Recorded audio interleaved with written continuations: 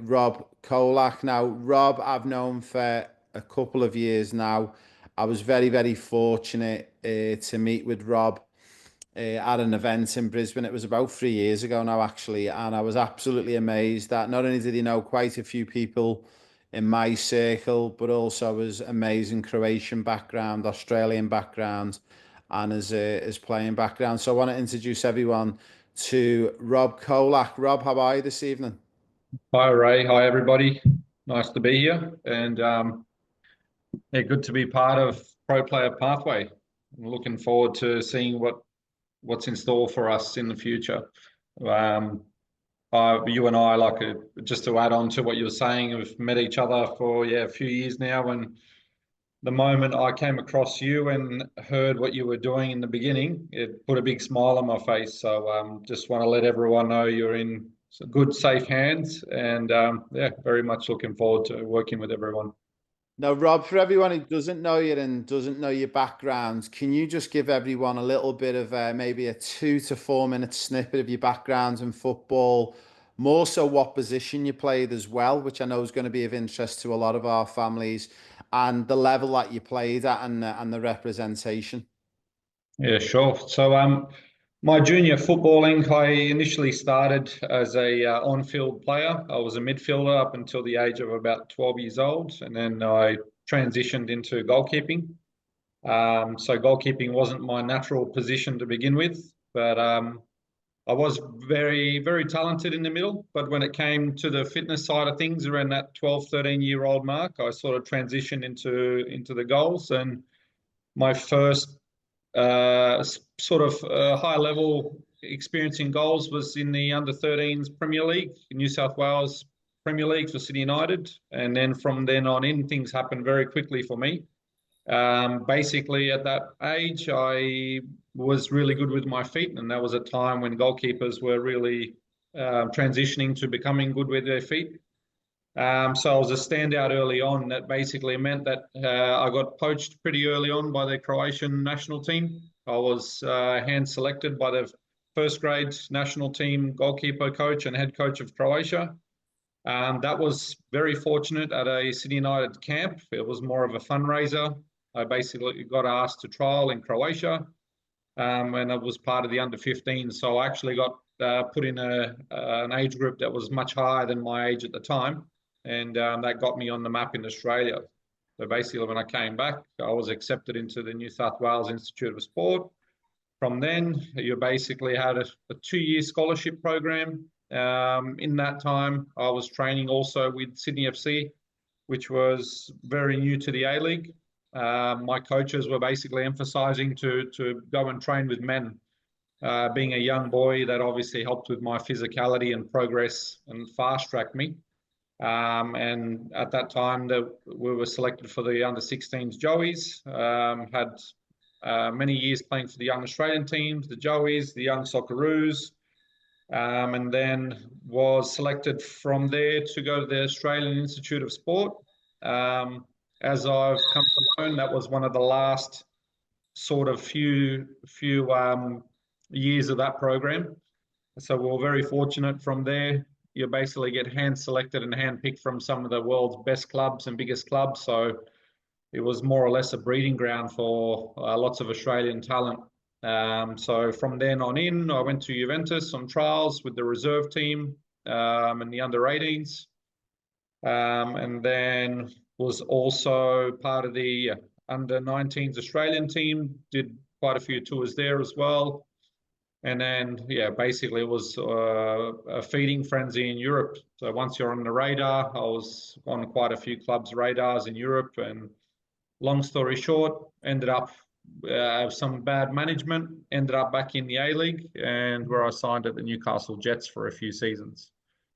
From then on in, it was, yeah, back. I had my last year playing at City United, and that was when I was at the Wanderers trialing. So yeah, a bit of a short-lived career, but my youth development was a lot of years spent on the road, traveling, both international club institutes, so it was pretty full on, and yeah, I think that's just pretty much sum it up. Amazing, Rob. Now, as a goalkeeper, and you've trained and played at the highest level, what would be the one attribute, not only for our goalkeepers and our programs, but also for the outfield players? But what would be the one thing that maybe you put into place that you believed was behind your success at such a young age that someone could carry over? Mhm. Um, I would highly recommend, especially in the modern game, goalkeepers adamantly need to be really good with both feet. When the players and your defenders have the confidence playing back, you're basically adding that extra number on the pitch. You're acting almost as a final sweeper. With me particularly, I found that the more confident I was, especially more commanding, the more communicative I was, it translated to overseas. And so, yeah, having that confidence at the back, I mean, everything else can sort of be touched up and brushed up on in terms of shot stopping and all those little attributes. But when the players have the full confidence to play back to a goalkeeper and they know that he's very commanding and loud, it sort of puts that fear in the opposition as well. So having that, yeah, Oliver Kahn style demanding aggression, a lot of players love those types of goalkeepers. So you'll see a lot of goalkeepers that might not be the best in certain areas, but where the players get confidence is they know there's a loud guy that's commanding. He's almost like a coach on the pitch. So a lot of players, a lot of clubs in Europe love that attribute with every goalkeeper. Absolutely phenomenal. Now, I did forget to mention to everyone who is online as well, I'm going to ask two more questions of Rob, but once I've asked my two questions, we are going to allow our players and families to ask some questions. So if anyone's got a question for Rob, whether it be goalkeeping, whether it be representing Australia or playing in Europe and trialing at clubs like Juventus, guys, if you want to drop the questions into the chat, and as I said at the beginning, we've only got about 25, 30 minutes this evening. We're very tight for time tonight. Me and Rob have got busy schedules later on for more meetings back to Europe. But guys, if you want to drop them questions in, I will ask as many of them as we can get through, and Rob will help us out. Now, Rob, we talk about Australia representing at national level. Uh, what was the one thing that you remember? What's the one highlight about representing at national level? And also a double barrel question. Was the one moment you look back at representing Australia that was a bit of a funny moment in football that you could share with someone? Yeah, sure. I think the biggest takeaway and the biggest highlight was, when you put on that shirt, the national team shirt, you almost have that sense of feeling in the beginning like, oh my gosh, I'm really like I am considered one of the best because you do have that imposter syndrome. And in the beginning, early days, and then you realize, no, actually, you know, you through hard work and through that pride and through all the mateship that you have alongside some of the guys that I grew up with. I was fortunate enough to have the same teammates from youth football into the national team. We Yeah, there's a big sense of pride there. You're very proud of yourself, and you know that you're on the right path and on the right track. Um, and yeah, there's a good sense of representing your family. That was the big one for me as well. Is knowing that I'm not just doing this for me, but I'm representing my family, friends, and everyone who had all that contribution to my success. Sorry, what was the second question, Ray? The second question I actually wanted to ask you as well. When obviously you got selected to play for Australia, coming from a big Croatian background, was there ever a point in your head where you're thinking, do I have to maybe ask dad or mum or nan and granddad permission to play for Australia? Yeah. Because I know growing up in England, like if I was to call my nan or granddad and go, Australia want me to play for them, it'd be no chance. Yeah. Did you have to sort of come across Um, that or? No, for me, not really, because I was born and raised in Sydney. For me, yeah, just that natural progression. But it was ironic because Croatia was the first one that came knocking, and at that time there was a lot of controversy with a lot of the first grade players, Australian born, shifting to Croatia. So there was a lot of debacle around who do you want to play for. Back in those days, Australia was only in the Oceania sort of league, so the national level of competition was maybe a little bit high in Croatia, but I always felt like my roots were cemented in Australia. So either way, my parents were happy that I was just playing at that level. No matter which way, they were pretty supportive. And the final one before we open the questions up to everyone in our group, and we have got a couple of questions that have dropped in, but if anyone wants to drop a question in, guys, please do so. Now, what's probably your greatest memory in football, whether it was in youth or senior, and can you explain what that was? Yeah. My greatest memory, I'd probably it's just so you meet so many people on the road, so many good influences, so many coaches. You realize when you do transition or you do have some experience playing overseas, especially with the young Australian teams, we did have quite a few tournaments in Europe. And so for us, we were very humbled when we did play a lot of some of the world's biggest and best clubs. In one particular case, we had a competition in Holland. I did win player of the tournament and goalkeeper of the tournament, which I couldn't believe myself. That trip was particularly good because it was basically, I think we played something along the lines of about 10 games within a 3 or 4 week period, maybe even more. But it was good to see the level of competition and to measure up how we were standing against all the clubs and the best players around Europe. And that trip was really good because for us, normally we were doing a lot of Southeast Asia trips. So a Europe trip with the national team was pretty fun. We had a lot of good times, good memories, and I did get a lot of recognition over there for that particular tour. I would also say yeah, the Juventus experience was also very humbling. Just to see the level of skill, dedication that players in Italy, for example, have. Um, for me, that was a very very humbling experience. Going from training once a day, maybe uh, probably 7, 8 sessions a week in Australia at the maximum at the Australian Institute of Sport, to then going over there and training twice a day, every day, and then having, in some instances, 2 games per week. That was pretty much a shock to the system. And to realize that they do that, from a very young and early age was a good experience. So that was pretty much a highlight aside from meeting all the superstars and play alongside some of the guys I've used to watch on TV. Amazing. Now we've got a lot of questions coming in, so I know we've only got about 15 minutes to go. So I want to try and ping through some of the questions. Now, I think I've spoken to you before, but one of our goalkeepers on the program, we've actually got a real standout goalkeeper, Jake Watson-Roddy, who's based in Brisbane, and he's going to be going on some trials in the next couple of months over in Europe. Question Jake's asked is, what are some effective words for communication a goalkeeper can use? And what else did you do to communicate with teammates, especially because you are so far back in the pitch? Okay, so some effective words for communication. I think Jake, you and I can have a little private conversation about maybe some things I can show you and teach you. I'm happy to do that if you like. Um, we were just super loud, always be loud, always be, rambling on, even if it's about nothing in particular. Just be screaming and shouting, letting everyone know that you're there. Be the coach on the field. So in terms of, shouting men on, turn, you basically, the more you talk, the better. You basically don't want to be having too much silent time for the whole 90 minutes. And yeah, I think that will build a lot of confidence, and that's what a lot of coaches are looking for.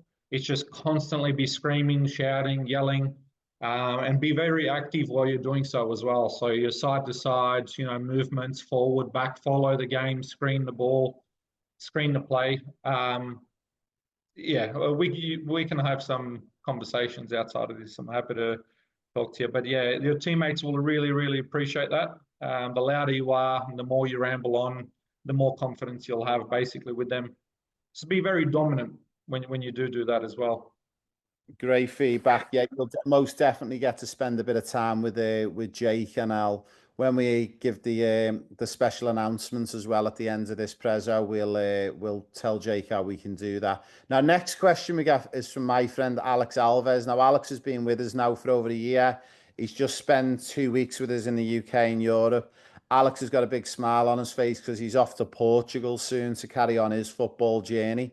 We're super excited, and we've got some exciting news for Alex in the next couple of months to announce that we've got a few opportunities for him, not only with Sporting Lisbon, but also with Benfica. So super exciting. Now, Alex's question's a great one, and it relates to Australia and Europe. He said, what was the coaching difference between Australia and Europe? And what was one of the one or two things that really stood out from you? And was Europe better than Australia? Mhm. Ooh, personally, the European influence, I was fortunate to have one or two really good coaches, Alex. In Sydney, I had a coach that's now currently coaching in the A-League, John Paul Demaroni. He had a French Mauritian background. We used to call him the crazy Frenchman. Um, so we were fortunate to have someone that was from, a part of the world where football is very religious to the culture. The difference is outside of that, the difference is huge. Just the intensity, the knowledge, the experience. Raymond and I have spoke a lot about obviously the level of coaching. It's just subpar in this country. A lot of it seems to be very one-sided style of football. It's very predictable here in Australia, whereas in Europe you'll have your different cultures, different styles of play, unique to the country, I guess, or to the club. Um, yeah, just the passion, enthusiasm. It's a little bit different overseas. I think when you're bred into the culture, rather than doing it more as a job. I don't know. There's just different levels to the game, and when you do go overseas, you'll immediately feel that they're on a different level completely. Um, so yeah, in every way, shape, form, the passion, intensity, enthusiasm, yeah, it's very different over there. Great answer, mate. Now, our next question again is from another fellow goalkeeper, and I'm very biased. This one's from Adrian. He's got an amazing dad, Fabian, who's actually a big Liverpool fan. I think he's very happy, like me, at the moment since Liverpool won the Premier League. Now, the question we've got from Adrian, and I love this question. He said, how do you get through nerves before and during a game? And is there any secrets you could share with the playing group?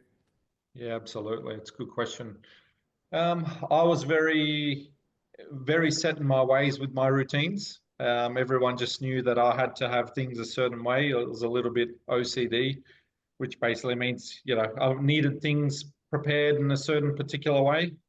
I think looking at it from a holistic, like a natural standpoint, if you do a lot of breath work and mindset stuff pre-game, a lot of inhaling, deep breaths in and out, maybe put your headphones in, put some calming music or pump up music, whatever works for you. But, I would normally be silent in the preparation leading up to the entering the stadiums and before the warm-ups. Wouldn't normally talk too much to people because I'm really focusing my mind and getting in the zone. And then by that stage, you've already done your trainings for the week to prepare yourself. And so from then on in, it's just about relaxing and focusing on staying as cool, calm, and collected. So for me, everything had to be spot on with the warm ups. Just focus really on technique. Focus on being short and sharp.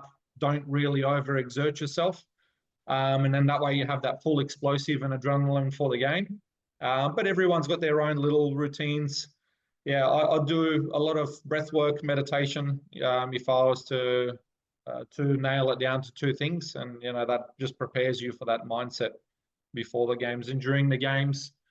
Just always on your toes, always moving, always screaming, shouting. Keep that energy nice and high because you never know. You might go 90 minutes with nothing where you won't touch the ball, and you'll only have that half a chance where you need to stay sharp so that you don't want to be cold, you don't want to be warming down. So just always move about and always be screaming, shouting, fidgeting, pointing, going off at players and just doing what you need to do.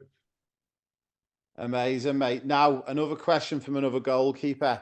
We've got a goalkeeper, I believe I've got this right, Erin. She's over in New Zealand. And I'll share some of or in fact might be the US, but I'll share some of the footage with you. Absolutely standout goalkeeper, like one of the best goalkeepers I've seen. And the question that we've got from Erin is do clubs have a height requirement for a goalkeeper in Europe? Um, the general consensus is no, but it all depends on a lot of factors. Like if you're able to get off the ground and you're able to pick off those higher balls, there's things that you can compensate for. So, for example, like growing up, the current Socceroo's goalkeeper, Matthew Ryan, he was always shorter than myself and a few other guys growing up. But Matty he wasn't lacking in getting up off the ground. So he was making up for it within the power in his legs.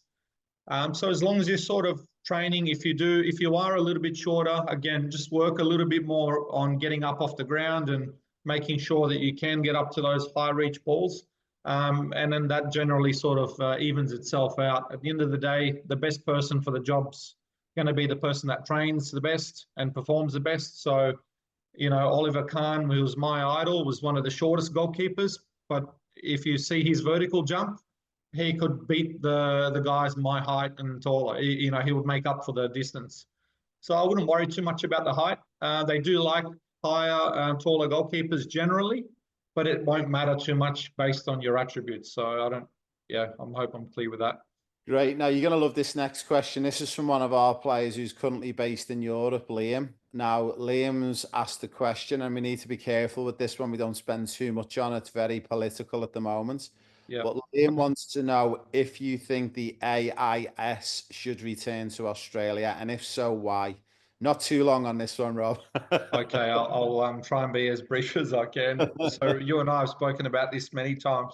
Yes. The AIS, in my opinion, was the best breeding ground for footballers. It had the direct line to professional clubs overseas because it was so centralized.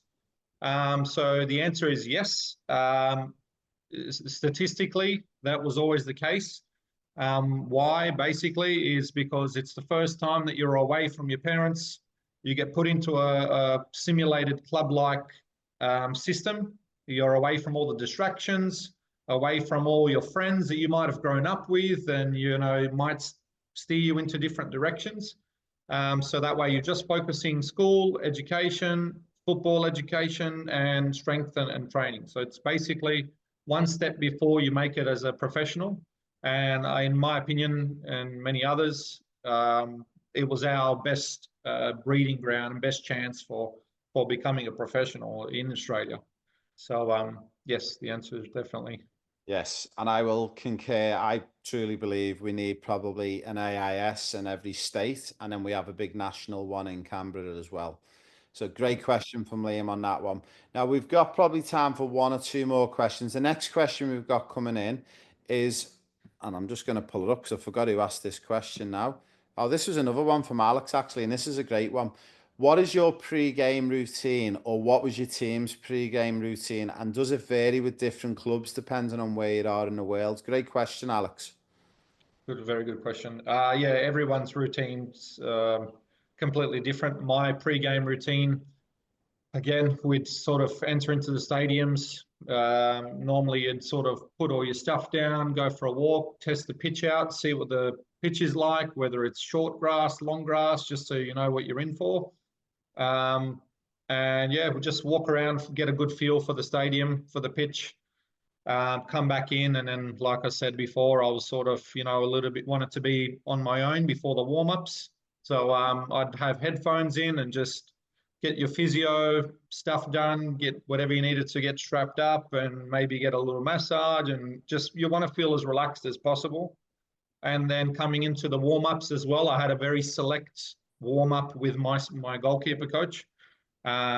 Basically, the goalkeeper coaches at that level will, allow you to do whatever you want. It's up to you how you want to prepare. So if you just want a little short and sharp session, not waste too much energy, then just focus on technique 100%, and then yeah, don't push yourself too hard is what I would recommend for me anyway. And then yeah, you'd start to get really pumped up, fired up on the walk back into the dressing rooms, and that's when the team sits down, has a little chat tactically, have a good sort of routine base for set pieces, know what your job is, memorize everything, positions, routines, positions, everyone's jobs, and then yeah, start firing up and off you go. Fantastic. Now, last question before we finish off with the exciting news and we let you go for the night. Now, the final question we got coming in, and I like this one as well. What was your toughest battle as a player, whether it be on the park or off the park, and how did you overcome it? A very good question. I think off the park, the mental focus, I think that was the biggest struggle, especially back in those days. And you and I have spoken about this, Ray, about the mental preparation and mentoring off the pitch. Now, a lot of the times back then, we sort of, once you've done your club duties, especially in the A League, you don't really get too much guidance outside of the pitch and mentoring. I still understand that that's the case. Whereas in Europe, you don't really have too much time to be distracted with anything. You're training twice a day, so you only really, train at 10 o'clock in the morning, have your lunch after training, go and rest and whatever for a couple of hours, and then straight back into maybe a lighter session in the afternoon. In Australia, when you're only training once a day, the mental game is the hardest one to maintain focus after your first session. So yeah, I think overcoming that was difficult, especially with the setup in Australia. At the moment, it's still lacking in that department. But things like, just journaling, meditation, educating, always learning. So whether that's football or outside of football, always educate yourself and always you got to understand as well if you're going in the direction of you want to do this for a living, then maybe it might pay off to spend a little bit extra time and just focusing on this, maybe aside from going out and hanging out with your friends that might drag you down a bit. So there's a lot of things to be said there, but I think the mental challenge of staying focused and staying on the right path, that'll be the big one, I think, in my opinion. Amazing. Now, we're going to finish off before we announce the good news or amazing news, but a bit of a Champions League flavour. I've been doing a lot of planning today with the team. We're about to fly off to Munich in Germany in the next couple of weeks to cover the game. Now, we did have a game this morning and PSG beat Arsenal 1-0, so it's very close. But can you give us your prediction from both of the semis out of PSG, Arsenal, Barca, Inter, and who you think the overall winner will end up being? And I'll tell you why I need that from you. Ooh, tricky one. I think I'm leaning towards PSG and Barcelona as well, only because, yeah, I think PSG are looking, this is their year. They're looking sharper, faster, and better each year. Yeah. So I think they're more hungry, slightly more hungry. But then also Barcelona's got, such a fresh squad. They're so creative and dangerous up front. Yamal is just on a different level. He's like a little young Messi, and it'll be hard to stop him, as no other team has. But I think the Barcelona and Inter could go either way. But if it does go, I think Barcelona will take the Champions League this year. Very good. Very good. Now, the reason why I wanted to ask you that is because what we're going to do is we're going to announce a competition from tomorrow. And we're going to allow everyone to predict the winners of both semi-finals and also predict the winner on the day. And basically, we're going to select one winner. So if we get many winners, we'll draw one out the hat. But if we only get one winner who predicts the semis and the final, they're going to win a $5,000 match analysis completed by one of our coaches, which is a huge giveaway. Now, to finish off, because we are about to go, and we haven't got time for any more questions, but a bit of exciting news. So over the past 12 to 18 months at Pro Player Pathway, we're always searching to bring really professional people into the team, and not only from a goalkeeping perspective, but also just from his resume and his CV as a player and his business acumen as well. We're very pleased to announce that Rob's going to be becoming part of Pro Player Pathway in the next couple of weeks fully. And not only is like a big part, but he's going to be becoming an owner of the business as well. So it won't just be Big Bad Ray anymore. It'll be Rob as well. So hopefully this is going to be amazing news for families, for all the goalkeepers out there as well.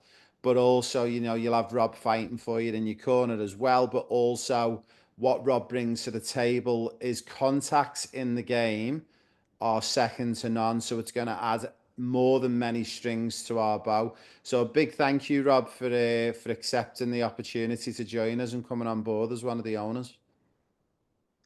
Yeah, no, looking forward to it. Like I've said, it's you're doing good things, and just for everyone else, there's a lot of things, a lot of other academies out there online, and I've really taken the time to sort of shop around and see what's out there and what people are offering. And I can just say that you guys genuinely are in safe hands, and you are on the best and the right path within this program. And we will only continue to grow and get better as time goes on. So I'm happy to share my knowledge and experience, and looking forward to working with everyone. If I can get a little bit of a chance to sort of meet everyone individually, great. But I'm sure, we'll see how time pans out. But yeah, we've got some big things on the horizon, and yeah, just stay focused. If anyone needs anything, feel free to reach out, and I'll do my best to get in touch and share some of my time with you guys. Thanks, Rob. So we've got, as we said to everyone who's tuning in, and whether you're watching this back on a recording, because we do record this as well, Rob, and post it within the school community. We have got a lot of success stories at the moment from the likes of Alex who's going to Portugal. We've got players we're about to announce have just been offered professional contracts at Tranmere Rovers. Also, we've got the most exciting trial tour in April in 2026. We're sending out our invitation letters over the next 24 hours. I've personally sent out some audio messages today as well, congratulating them.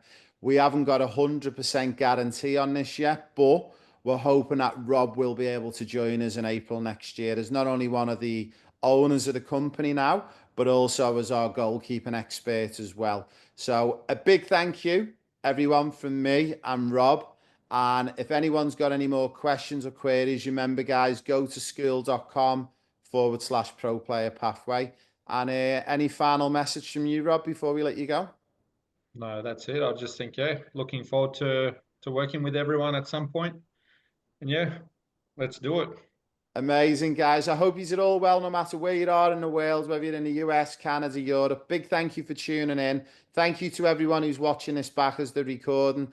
And watch this space, guys. We have got the biggest announcements around the Champions League final coming next week. So watch this space.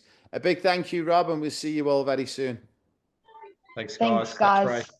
See ya.